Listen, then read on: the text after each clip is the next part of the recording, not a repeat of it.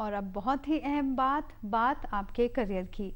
तो जैसा मैंने आपको बताया था, अगर मीडिया में आपकी दिलचस्पी है, इस तरफ आप अपना करियर बनाना चाहते हैं, तो उस पर जानकारी देने के लिए ख़ास मेहमान हमारे साथ हैं। हमारे साथ प्रोफेसर अमरीश सक्सेना हैं, जो एक मीडिया एक्सपर्ट हैं।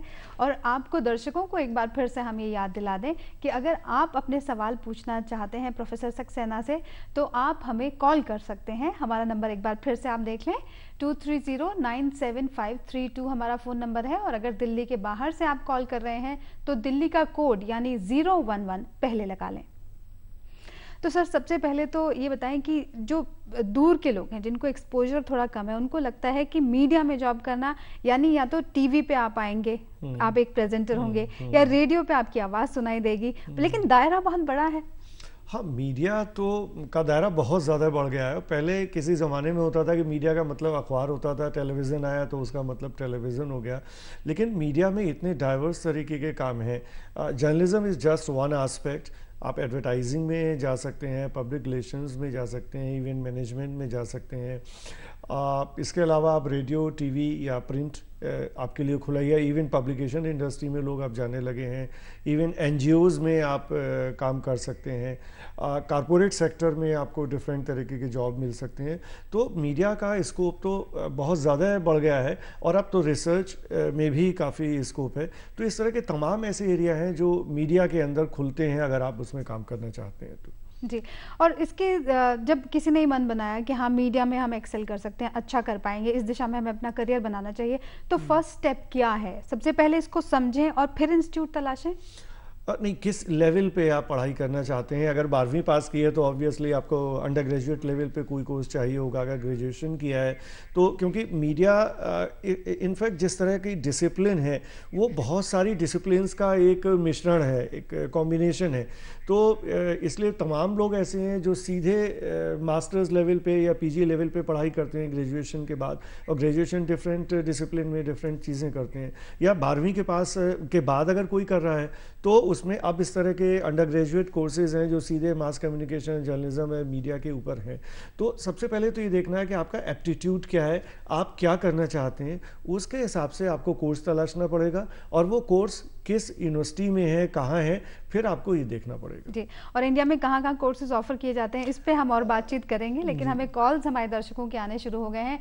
इससे पहले कि हम पहला कॉल लें, हम आपको बता दें कि गुड इवनिंग इंडिया प्रोग्राम जो दूरदर्शन पर वीकडेज पे आप शाम को 5 बजे देख पाते हैं, ये डीडी भारती पर अगले दिन शाम को 6 बजे रिपीट किया जाता है। और ऐसे में अगर आप रिपीट टेलीकास्ट देख रहे हो तो आप परेशान ना हो और फ़ोन ना करें, क्योंकि वो सिर्फ एक रिपीट टेलीकास्ट होता है।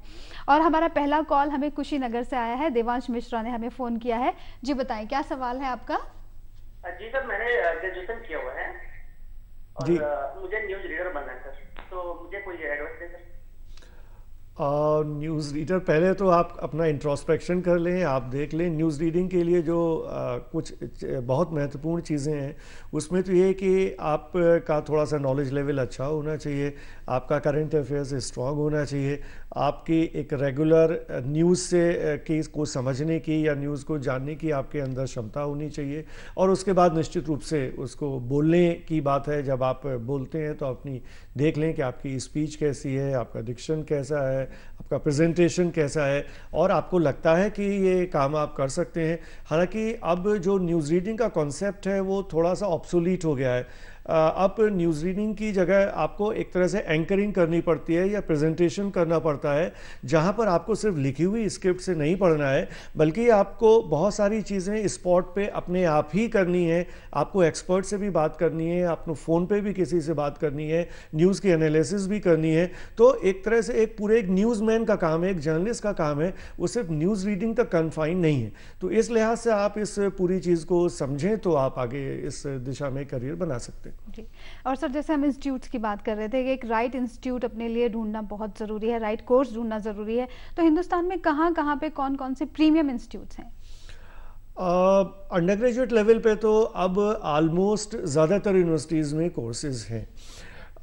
तो आप जो जहाँ पे है उस हिसाब से देख सकता है कौन सी यूनिवर्सिटी उसको आसानी से मिल सकती है। उसके जिस शहर में रहता है वहाँ पर जिस यूनिवर्सिटी है वहाँ पर वो कोर्स है या नहीं। तो अंडर ग्रेजुएट लेवल पे तो आप किसी भी यूनिवर्सिटी में कोर्स ले सकते हैं, ऐसा कोई ख़ास फ़र्क नहीं है। पोस्ट ग्रेजुएट लेवल पे ज़रूर है कि, लेकिन पोस्ट ग्रेजुएट लेवल पे इंस्टीट्यूट से ज़्यादा इम्पॉर्टेंट मैं ये सलाह दूंगा कि आप करना क्या चाहते हैं। अगर आप जर्नलिज्म करना चाहते हैं, फिर आप ये देखिए कि जर्नलिज्म किन किन इंस्टीट्यूट्स में अवेलेबल है। अगर आप एडवर्टाइजिंग करना चाहते हैं, तब आप ये देखिए कि एडवर्टाइजिंग के कोर्सेज किन किन इंस्टीट्यूट्स में अवेलेबल हैं। तो पहले आप ये तय कर लें कि आप करना क्या चाहते हैं, फिर इंस्टीट्यूट का चुनाव करें। क्योंकि अगर सपोज अगर आप प्रोडक्शन का कोई कोर्स करना चाहते हैं मास्टर्स लेवल पे, तो आपके लिए ज़रूरी है कि आप MCRC जामिया में एडमिशन लें, ना कि IMC में एडमिशन लें। और अगर आप जर्नलिज्म करना चाहते हैं तो ऑब्वियसली आपके लिए बेटर है कि आप IMC में एडमिशन लें, बजाय इसके किसी और इंस्टीट्यूट में एडमिशन लें। जर्नलिज्म करना चाहते हैं, आप एशियन स्कूल ऑफ जर्नलिज्म में जा सकते हैं। तो इस तरह से आपको तय करना है कि आपको करना क्या है, फिर इंस्टीट्यूट का चुनाव करें। और कई बार कुछ ऐसे भी बच्चे होते हैं जो बाद में बहुत मायूस भी हो जाते हैं कि आपने किसी इंस्टीट्यूट से कोर्स भी किया, एक मोटी तगड़ी फीस भी वहाँ पे जमा की, वो कोर्स कर लिया आपने, और जब आप इंडस्ट्री में आए तो आपको रियलाइज़ हो रहा है कि इसका तो कोई फ़ायदा ही नहीं हुआ है या नौकरी ही नहीं मिल रही है, अब क्या करें, MBA करें कि कुछ और करें। उसका इस तरह के बहुत सारे एग्जाम्पल मेरे पास है, लंबी लिस्ट है मेरे स्टूडेंट्स की जो इस तरह की चीज़ों से गुजरे हैं। उसका जो सबसे बड़ा कारण है कि जब आप तय करते हैं कि आपको जर्नलिज्म में पढ़ाई करनी है और जर्नलिस्ट बनना है या एंकर बनना है, तब तक आप अपने को एक्सप्लोर नहीं कर पाते, आप समझ नहीं पाते कि आप एक्चुअल चाहते क्या हैं। आप सिर्फ एक ग्लैमर की वजह से आपको लगता है कि ये तो बड़ा अच्छा प्रोफेशन है, रोज़ टीवी पे चेहरा भी दिखाई देगा, लोग भी आपको जानेंगे, उस वजह से आप आ तो गए। ग्रेजुअली जब आप आ गए तब आपको रियलाइज़ हुआ कि ये आपकी जगह है ही नहीं, तो उसके बाद आपको फ्रस्ट्रेशन होता है, साल 2 साल रुकते हैं, चले जाते हैं। बहुत सारे मेरे स्टूडेंट्स ने ऐसा किया, अच्छी फीस देके अच्छी जगह पढ़े, अच्छी नौकरी मिल गई, लेकिन वो साल 2 साल के किससे ज़्यादा नौकरी कर ही नहीं पाए और उनको दूसरी पढ़ाई करके अपना करियर बदलना पड़ा। तो इसलिए सबसे ज़रूरी है कि पहले आप खुद को जानें, समझें, तब ये तय करें कि आप क्या करना चाहते हैं। जी, और अगले हमारे कॉलर रोमी है, हमारे दर्शक जिन्होंने बागपत से हमें कॉल किया है। जी बताएं, क्या सवाल है आपका? हेलो जी, हम फिल्म स्टार के कैरेक्टर बनना चाहते हैं। क्या बनना चाहते हैं? आप एक बार फिर से रिपीट करें अपना सवाल। हम कैरेक्टर बनना चाहते हैं, कोई फिल्म स्टार, नाटक में वगैरह रोल करना चाहते हैं। अच्छा, ये डायरेक्टर बनना चाहते हैं, निर्देशन करना हाँ, चाहते हैं। डायरेक्शन या एक्टिंग में शायद जी, मुझे समझ में आया। एक्टिंग या डायरेक्शन बिल्कुल अलग फील्ड है। उसके लिए तो यूनिवर्सिटीज़ भी कुछ ऐसी हैं जो कोर्सेज चलाती हैं एक्टिंग में। तो या तो आप किसी ऐसी यूनिवर्सिटी में एडमिशन लें जहां एक्टिंग के स्पेशलाइज्ड कोर्सेज हैं, और नहीं तो ग्रेजुएशन के बाद आप नेशनल स्कूल ऑफ ड्रामा में एडमिशन ले सकते हैं। इसके अलावा FTI पुणे में एक्टिंग का अलग से कोर्स चलता है, वहाँ एडमिशन ले सकते हैं। और अगर मतलब एडमिशन लेके पढ़ाई नहीं कर सकते तो आप किसी अच्छे ड्रामा ग्रुप को, थिएटर ग्रुप को ज्वाइन कर लीजिए और वहाँ काम करने के दौरान आप सीखिए। तो एक्टिंग तो ये, और अगर आप डायरेक्शन करना चाहते हैं, तो अगर थिएटर में डायरेक्शन करना चाहते हैं तो obviously national school of drama, और अगर आप टीवी में या फिल्मों में डायरेक्शन करना चाहते हैं तो FTI पुणे आप जा सकते हैं, FTI कलकत्ता जा सकते हैं। इसके अलावा 5 या 6 स्टेट्स हैं जहाँ पर स्टेट लेवल के फिल्म एंड टेलीविजन इंस्टीट्यूट है, वहाँ पर एडमिशन ले सकते हैं। जी, और जब हम मीडिया की बात करते हैं और उसमें करियर की बात करते हैं, तो एक नेगेटिव थॉट जो लोगों के दिमाग में रहता है, एक परसेप्शन जो लोगों के दिमाग में है, वो ये है कि बड़ी अनसर्टेनिटी जुड़ी हुई है इन जॉब्स के साथ। कब कौन सा चैनल बंद हो जाएगा या रीशफलिंग हो जाएगी और आपको अपनी नौकरी से हाथ धोना पड़ जाए, ऐसा लोगों के दिमाग में एक डर रहता है। यहाँ पर मैं यही कहना चाहूँगा कि मीडिया में काम करना जो है, वो मीडिया एक जॉब नहीं है जी। ये प्रोफेशन है जो पूरी तरह से परफॉर्मेंस पे बेस्ड है। आप जो भी काम कर रहे हैं, चाहे आप एंकर हैं, चाहे आप रिपोर्टर हैं, चाहे आप कुछ भी आप कर रहे हैं, चाहे टीवी में काम कर रहे हैं, प्रिंट में काम कर रहे हैं, सारा कुछ आपकी परफॉर्मेंस से जज होता है। क्योंकि आपकी परफॉर्मेंस को आपके रिसीवर्स, आपके लिसनर्स या आपके रीडर्स रोज जज करते हैं, हर मोमेंट पे जज करते हैं। तो आपकी परफॉर्मेंस अच्छी है और आपका एक नाम है इंडस्ट्री, तो आपके पास कोई कमी नहीं होगी। आप बिना जॉब के भी बहुत सारा काम कर सकते हैं। अगर आप जॉब की तलाश में हैं तो ऑब्वियसली आपको परेशानी होगी। तो जॉब वाली मानसिकता के लोगों के लिए प्रोफेशन नहीं है ये बहुत ही इंडिपेंडेंट माइंड के लोगों के लिए प्रोफेशन है, जिनके पास कैपेबिलिटी है और जो परफॉर्म कर सकते हैं, उन लोगों के लिए प्रोफेशन है। और आप जॉब की तलाश ना करें, अपने को की ग्रोथ पे ध्यान दें। इसके अलावा एंटरप्रेन्योर बन सकते हैं। आज के ज़माने में आप बहुत तरह के काम कर सकते हैं। जो इंडिविजुअल लेवल पे आप अपना छोटा अखबार शुरू कर सकते हैं, आप किसी NGO के साथ जुड़ के उनका कम्युनिटी रेडियो शुरू कर सकते हैं। तो बहुत इस तरह के काम है जो आप कर सकते हैं। नौकरी को सिर्फ एक प्लेटफॉर्म की तरह लेना चाहिए। आपको अपना काम करने के लिए एक प्लेटफॉर्म चाहिए। वो प्लेटफॉर्म कोई भी हो सकता है, रेगुलर प्लेटफॉर्म भी हो सकता है, अनियमित प्लेटफॉर्म भी हो सकता है। तो आपके पास इतना कॉन्फिडेंस होना चाहिए, तभी आप इस प्रोफेशन में आए।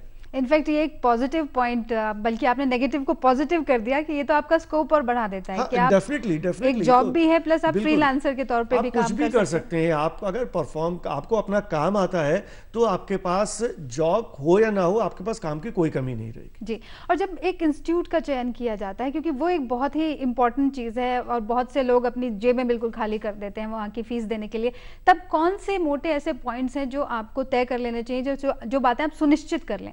नहीं, अभी भी मीडिया एजुकेशन महंगी नहीं है, अगर लोगों को लगता है तो थोड़ा मिसकंसेप्शन है। जैसे अगर मैं ये कहूँ कि बैचलर्स लेवल पे आप कहीं एडमिशन यूनिवर्सिटी में लेते हैं तो ज़्यादातर जो स्टेट यूनिवर्सिटीज़ हैं वहाँ फीस बहुत ही लोअर साइड में रहती है। इवन जो प्राइवेट यूनिवर्सिटीज़ भी हैं जिन्होंने अंडर ग्रेजुएट कोर्सेज शुरू किए हैं, वो कई यूनिवर्सिटीज़ तो ऐसी हैं जो स्टेट यूनिवर्सिटी से भी कम फीस है। तो फीस अंडर ग्रेजुएट लेवल पे तो कोई प्रॉब्लम नहीं है। पोस्ट ग्रेजुएट लेवल पे ज़रूर एक फ़ीस प्रॉब्लम हो सकती है। वो भी अगर आप किसी यूनिवर्सिटी में एडमिशन ले रहे हैं तो वहाँ उतनी बड़ी, अगर आप आईपी यूनिवर्सिटी में एडमिशन ले लीजिए, जामिया में एडमिशन ले लीजिए, फ़ीस बहुत जेन्युइन है। हाँ, अगर आईएमसी भी एक सरकारी संस्थान है, लेकिन वहाँ वेरिएशंस हैं। आप हिंदी जर्नलिज्म भी ले रहे हैं तो कम फीस है, मतलब वो डिमांड एंड सप्लाई पे है। इंग्लिश जर्नलिज्म में और ज़्यादा फीस है, एड एंड पीआर में लेंगे तो सबसे ज़्यादा फीस है। तो नेचुरली चूंकि एक मार्केट ड्रिवन है इस तरह से, क्योंकि आपने कोर्स किया तो आपको उस तरह का बेटर जॉब मिल सकता है, तो उस तरह से थोड़ी सी फीस ज़्यादा है। लेकिन उसका भी विकल्प है, आप बैंक से फाइनल लोन ले सकते हैं, बैंक से लोन लेके उसके बाद आपको रीपे कर सकते हैं अपनी पढ़ाई करने के बाद। बहुत कम इंस्टीट्यूशंस ऐसे हैं जहाँ फीस ज़्यादा है। सरकारी इंस्टीट्यूशन में आप FTI का एग्जाम्पल ले लीजिए, बहुत नॉमिनल फी है, लेकिन ऑब्वियसली आप सुभाषगढ़ी के इंस्टीट्यूट में जाएंगे तो फीस ज़्यादा है। उसकी एक वजह यह भी है कि तमाम इस तरह की पढ़ाई है, टीवी या फिल्म के प्रोडक्शन की अगर हम बात करें, जहां पर सारी चीज़ें बहुत महंगी हैं, इक्विपमेंट्स बहुत महंगे हैं, तो ऐसे में पढ़ाई महंगी हो ही जाती है। जी जी। और पठानकोट से हमें अगला फ़ोन आया, हमारे दर्शक लक्ष्य मेहता लाइन पे हैं। जी बताएं, क्या सवाल है आपका? मैम, मैं जर्नलिज्म और लक्ष्य शायद जर्नलिज्म से संबंधित ही जानना चाह रहे थे कि वो जर्नलिस्ट बनना चाहें तो उसके लिए क्या करें? जर्नलिस्ट बनने के लिए तो सबसे जो इम्पोर्टेंट चीज़ है वो एक आपको अपना देखना पड़ेगा एप्टीट्यूड कैसा है। तो आप अपना असेसमेंट करें या कोई भी ऐसा तरीका निकालें अपने पीयर ग्रुप से, अपने पेरेंट्स से, फैमिली में। आप पहले ये जानने की कोशिश करें कि आप चाहते क्या हैं, आपके पास क्या वो एप्टीट्यूड है जिससे आप जर्नलिस्ट बन सकते हैं। तो अगर आप को का इंटरेस्ट नहीं है न्यूज़ में, आप न्यूज़ को फॉलो नहीं करते, तो अगर आप ये चाहें कि कहीं आपने एडमिशन ले लिया और साल भर की पढ़ाई कर ली, आप उससे जर्नलिस्ट बन जाएंगे। जर्नलिस्ट बनने के लिए डिग्री आपकी मदद कर सकती है, लेकिन सिर्फ डिग्री से ही आप जर्नलिस्ट नहीं बन सकते। और जो लोग पढ़ाई भी करते हैं उनको भी मैं ये सलाह दूंगा, क्योंकि मैं खुद पढ़ाता हूँ और ये मेरा अनुभव है कि ज़्यादातर स्टूडेंट्स ये समझते हैं कि उन्होंने क्लास अटेंड कर लिया या नहीं भी किया, एडमिशन ले लिया, डिग्री मिल गई, पढ़ाई हो गई। आपको ज़्यादा अपनी पढ़ाई पे डिपेंड करना पड़ेगा। अंडर ग्रेजुएट लेवल पे मेरा जो अपना असेसमेंट है, आपको कॉलेज की पढ़ाई पे आप ज़्यादा से ज़्यादा 60-70% भरोसा करें, 30-40% अपने पे करें। अगर मास्टर्स लेवल की पढ़ाई कर रहे हैं तो इसको आप उलट दीजिए, आपको मास्टर्स लेवल या PG लेवल पे आप इंस्टीट्यूट पे 30% भरोसा करें, 70% अपनी पढ़ाई पे और अपनी तैयारी पे भरोसा करें। आप अपनी पढ़ाई नहीं करेंगे तो कोई डिग्री से कोई फ़ायदा होने वाला नहीं।